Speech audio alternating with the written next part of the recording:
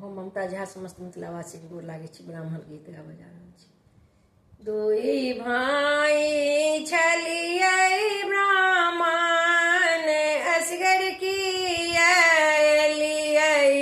यो अहाँ ब्राह्मण बाबू, कहाँ छोड़ल छोट भाई यो अहाँ ब्राह्मण बाबू, कहाँ छोड़ल छोट भाई यो अहाँ ब्राह्मण बाबू।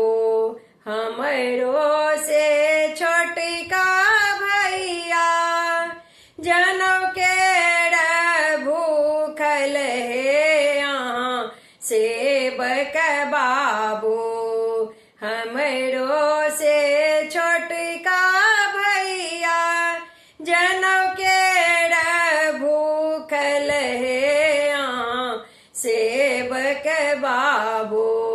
ब्राह्मण बेटी राखलानी लो भाई हे अहाँ सेवक बाबू। दोए भाई छलियै ब्राह्मण, असगर कियै यो अहाँ ब्राह्मण बाबू, कहाँ छोड़ल छोट भाई यो अहाँ ब्राह्मण बाबू। हमरो से छोटका भैया फूल केर भूखल ये अहाँ सेवक बाबू। हमरो से छोटका भैया फूल केर भूखल हे अहाँ सेवक बाबू। मालिन बेटी राखलानी लो भाई हे अहाँ सेवक बाबू।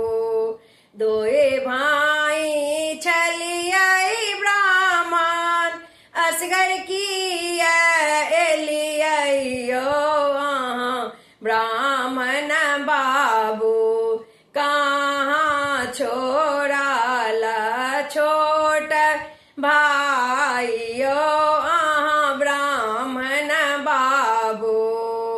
हमरो से छोटका भैया मधुर केर भूखल हे अहाँ सेवक बाबू।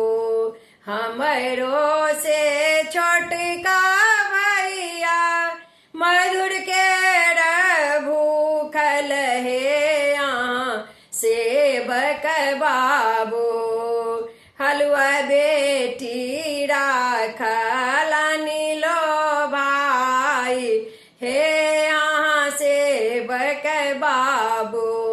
दोए भाई छलियै ब्राह्मण, असगर कियै यो अहाँ ब्राह्मण बाबू, कहाँ छोड़ल छोट